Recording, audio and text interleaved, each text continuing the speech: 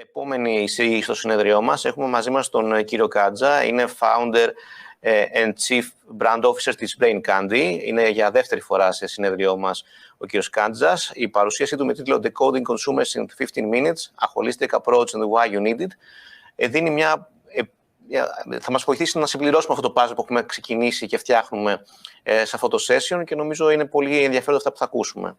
Κύριε Κάντζα. Καλησπέρα και από μένα. Ευχαριστώ πολύ για την πρόσκληση. Ξέρω ότι έχουμε χάσει λίγο χρόνο, οπότε θα το πάω όσο πιο γρήγορα γίνεται. Ξέρω επίσης ότι είναι πολύ δύσκολη ώρα, ειδικά για κάποιους που μας βλέπουν από τη Βόρεια Ελλάδα. Είναι δύσκολη ώρα, είναι η ώρα που το ένστικτό σου λέει να πας για ύπνο. Χαίρομαι πάρα πολύ που σας ξαναβλέπω και φέτος. Εύχομαι την επόμενη χρονιά να καταφέρουμε να τα πούμε διαζώσεις. Για σήμερα έχω επιλέξει να σας δείξω κάποια slides από διαφορετικές έρευνες, ένα potpourri, για να πάρετε μια σφαιρική εικόνα του καταναλωτή. Δυστυχώς, τα 15 λεπτά είναι πολύ λίγος χρόνος για να αναλύσουμε επαρκώς όλες τις τάσεις και τις αλλαγές στη συμπεριφορά του καταναλωτή. Πιστεύω όμως ότι θα πάρετε μια καλή γεύση. Για όσους δεν με γνωρίζετε, να πω απλά ότι είμαι ο ιδρυτής της Brain Candy, μιας εταιρείας που ασχολείται με την έρευνα αγοράς με διάφορους τρόπους τα τελευταία 12 χρόνια. Πέρα από την Brain Candy, λοιπόν, σαν brand, πιθανώς να γνωρίζετε το Zamblebox, το Ziview, το Irrational Academy ή το πιο πρόσφατο Wizdrop. Κοινός παρονομαστής, αν μπορούσα να βάλω ένα κοινό παρονομαστή σε όλα αυτά, είναι η ανάλυση της συμπεριφοράς του καταναλωτή, που επιτρέπει μετά σε εμάς να βοηθάμε εταιρείες να πάρουν σωστές αποφάσεις.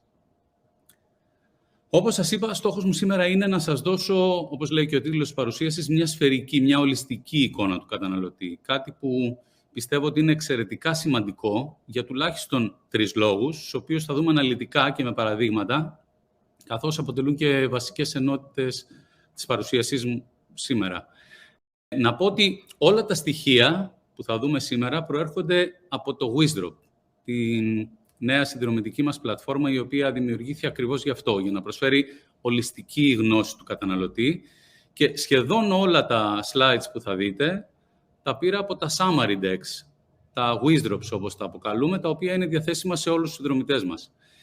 Η επιλογή του τι θα δείξω σε μόνο 15 λεπτά, όπως καταλαβαίνετε, ήταν πάρα πολύ δύσκολη. Μιας και στην πλατφόρμα υπάρχουν πλέον αμέτρητες έρευνες. Επέλεξα όμως να σας δείξω κάποιες από τις πιο πρόσφατες και προσπάθησα να τις συνδέσω, ώστε να φτιάξω μια ιστορία, ώστε να σας δώσω τη μεγάλη εικόνα. Ας ξεκινήσουμε λοιπόν με τον πρώτο λόγο που είναι σημαντική η ολιστική γνώση του καταναλωτή, και αυτός είναι ότι μας βοηθά να εξηγήσουμε τα μερίδια αγοράς. Οι περισσότεροι από εσάς, αν όχι όλοι, ασχολείστε καθημερινά με μερίδια αγοράς, τα οποία είναι πολύ σημαντικά, καθώς μας δείχνουν τι έχει συμβεί στην αγορά μας, στην κατηγορία μας, στη μάρκα μας. Αυτό όμως που συχνά αδυνατούν να μας δείξουν είναι το γιατί μπορεί να συνέβη αυτό. Πόσο μάλλον το τι πρόκειται να συμβεί στο μέλλον. Μπορεί μια αύξηση μεριδίου, για παράδειγμα, να εξηγείται από μια προωθητική ενέργεια που κάναμε, αλλά συχνά αυτό που συμβαίνει στην αγορά δεν έχει τόσο απλή εξήγηση. Μια αλλαγή στα μερίδια μπορεί να οφείλεται σε μια ευρύτερη καταναλωτική τάση, μια αλλαγή συμπεριφοράς, μια αλλαγή στο ανταγωνιστικό πλαίσιο. Για να είμαστε σίγουροι, λοιπόν, ότι διαβάζουμε σωστά τέτοιου είδους αλλαγές, ώστε να μπορούμε να επαναλάβουμε τις επιτυχίες ή να αποφύγουμε να κάνουμε το ίδιο λάθος ξανά, χρειαζόμαστε μια ευρύτερη οπτική. Χρειάζεται να κοιτάξουμε πέρα από την κατηγορία μας. Και να δώσω εδώ το πρώτο παράδειγμα για σήμερα. Να πω ότι στο κάτω μέρος κάθε slide αναφέρεται η έρευνα από την οποία προέρχεται το γράφημα. Το ίδιο υπάρχει σε κάθε slide, ώστε οι συνδρομητές του Wizdrop, οι οποίοι είστε πολύ σήμερα εδώ, να μπορέσετε εύκολα να βρείτε περισσότερες πληροφορίες. Αυτό το slide, λοιπόν, προέρχεται από την πρόσφατη έρευνα εικόνας των ηλεκτρονικών σούπερ μάρκετ και δείχνει σε ποιο βαθμό επηρεάζουν οι διάφοροι παράγοντες την επιλογή ενός online σούπερ μάρκετ. Το τελευταίο χρόνο παρατηρούμε μια σημαντική διαφοροποίηση. Οι τιμές, όπως βλέπετε, πήγαν δεύτερες σε σημαντικότητα και ήρθε πρώτη η έγκαιρη παράδοση.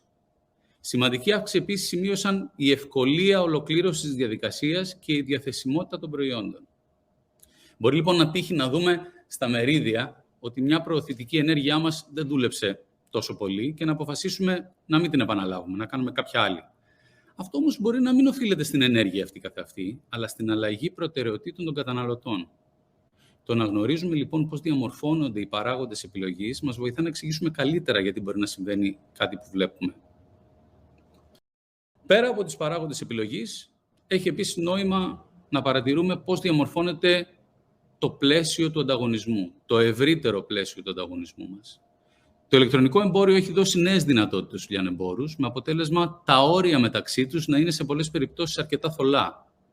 Είναι πολύ εύκολο πλέον για μια λυσίδα, για παράδειγμα καλλυντικών, να προσθέσει νέες κατηγορίες όπως ρούχα, αξεσουάρ, ακόμη και τρόφιμα, προκειμένου να αυξήσει το τζίρο της. Δεν χρειάζεται πλέον να σκεφτεί πού θα βρει το χώρο, ούτε πώς θα φαίνονται οι νέες κατηγορίες μέσα στο κατάστημα. Μπορεί να είναι ένα pop-up στο site ή ένα νέο site.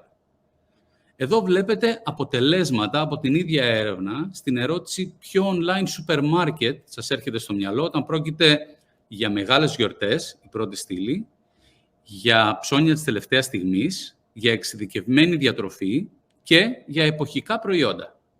Βλέπετε λοιπόν ότι το Jumbo έρχεται στην τρίτη και τέταρτη θέση σε 2 περιστάσεις ως online supermarket. Όταν λοιπόν μια αλυσίδα supermarket θα κάνει δειγματοληπτική μέτρηση τιμών, φαντάζομαι το κάνουν σχεδόν όλες, για να είναι ανταγωνιστική, ποια καταστήματα θα συμπεριλάβει? Και για να πάμε το ανταγωνιστικό πλαίσιο ένα βήμα παραπέρα. Εδώ βλέπετε slide από την πρόσφατη έρευνα εμπειρίας πελάτη, στην οποία συμπεριλάβαμε 10 κλάδους και το δημόσιο, το οποίο, να πω και την προηγούμενη, αλλά κυρίως αυτή τη χρονιά, είχε εξαιρετική βελτίωση, παραμένει χαμηλά, αλλά είχε εξαιρετική βελτίωση, η οποία προέρχεται κυρίως από το gov.gr. Και θα μπορούσε κάποιος να πει, τι με αφορά εμένα το δημόσιο? Εγώ δουλεύω σε σούπερ μάρκετ ή σε τράπεζα. Ο ψηφιακός μετασχηματισμός του δημοσίου όμως έχει άμεσο αντίκτυπο στις προσδοκίες των καταναλωτών από τις επιχειρήσεις σε όλους τους κλάδους. Αυτά τα πράγματα, ευτυχώς ή δυστυχώς, δεν λειτουργούν σε σιλό. Αν για παράδειγμα εκδώσω ένα πιστοποιητικό ή κάνω μια εξουσιοδότηση απλά, γρήγορα και εύκολα, θα αντιμετωπίσω τελείως διαφορετικά την τράπεζα που θα μου ζητήσει 5.000 χαρτιά ή θα με κρατά μια ώρα στο τηλέφωνο να παιδεύομαι με το chatbot. Η γνώση λοιπόν του ευρύτερου πλαισίου μας βοηθά να εξηγήσουμε καλύτερα τις αξιομοιώσεις στο μεριδίο μας, αλλά μας βοηθά και σε κάτι ακόμα. Να εντοπίσουμε ευκαιρίες. Όσοι με ξέρετε, θα έχετε βαρεθεί να με ακούτε να επαναλαμβάνω πόσο λάθος είναι να περιμένεις να σου πούν οι καταναλωτές τι πρέπει να κάνεις. Καθώς τις περισσότερες φορές και οι ίδιοι δεν είναι σε θέση να γνωρίζουν τι θέλουν, τι τους αρέσει, τι τους κινητοποιεί. Αυτό φυσικά δεν σημαίνει ότι δεν έχει αξία να παρακολουθούμε τη συμπεριφορά και τις προτιμήσεις τους, κάθε άλλο. Απλά πρέπει να ξέρουμε πώς να τις διαχειριστούμε. Αυτή είναι μια φωτογραφία, ένα screenshot από το section του Wizardrop, όπου αξιολογούμε τηλεοπτικές καμπάνιες. Και εδώ βλέπετε το top 5 στην Ελλάδα για τις ηλικίες 45 και άνω. Ένα βασικό πράγμα που μετράμε είναι το positioning της επικοινωνίας. Τι εκπέμπει, με άλλα λόγια, η κάθε διαφήμιση. Και έχουμε δημιουργήσει γι' αυτό ένα συγκεκριμένο πλαίσιο 8 περιοχών. Μια από αυτές τις περιοχές είναι το excitement, που σημαίνει ότι η διαφήμιση με διασκεδάζει, είναι διασκεδαστική. Το οποίο είναι απολύτως αναμενόμενο για τηλεοπτικό περιεχόμενο γενικά. Αυτό που έχει λοιπόν ιδιαίτερο ενδιαφέρον είναι το autonomy, το να ξεχωρίζω. Πάμε τώρα σε νεότερες ηλικίες, 16-34. Βλέπουμε και πάλι το excitement, αλλά πέρα από το excitement, αυτές προτιμούν περισσότερο την ασφάλεια και την φροντίδα, security και nurturance, όπως παρατηρείτε στο πλαίσιο. Συνδυάστε το τώρα αυτό με το γεγονός ότι οι Έλληνες είναι τελευταίοι όσον αφορά στην πίστη, στην εμπιστοσύνη τους προς τους θεσμούς, την κυβέρνηση, το κράτος, την Ευρωπαϊκή Ένωση.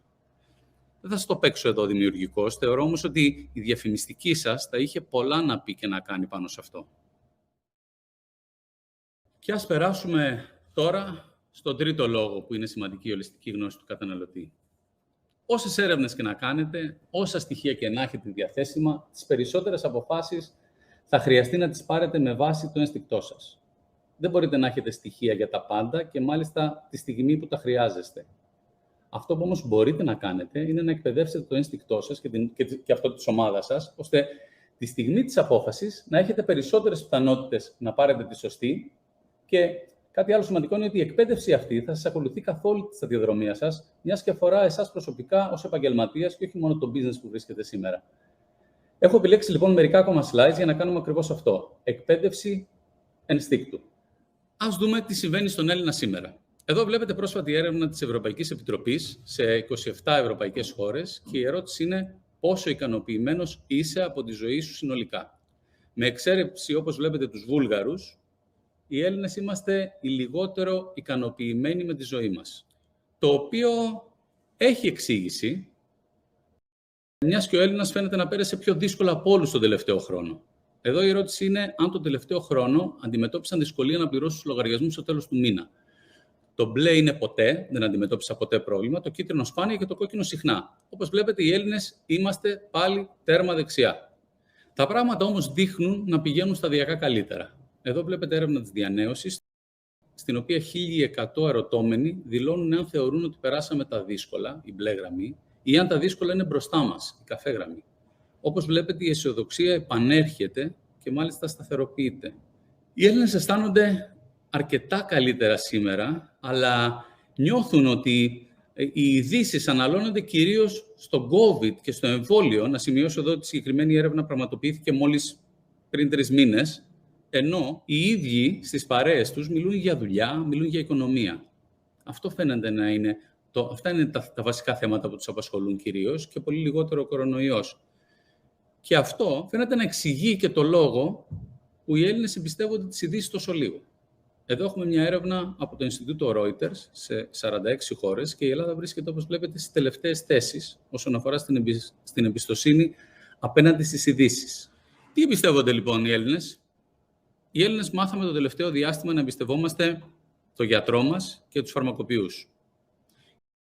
Η ερώτηση εδώ αφορά συγκεκριμένα τα θέματα COVID, αλλά η εμπιστοσύνη είναι κάτι που δύσκολα περιορίζεις. Η εμπιστοσύνη που χτίσαν λοιπόν οι δύο αυτοί κλάδοι κατά τη διάρκεια της πανδημίας θα παραμείνει και πέρα από αυτή. Και όσον αφορά μη κερδοσκοπικούς οργανισμούς, εμπιστευόμαστε περισσότερο ό,τι σχετίζεται με τα παιδιά.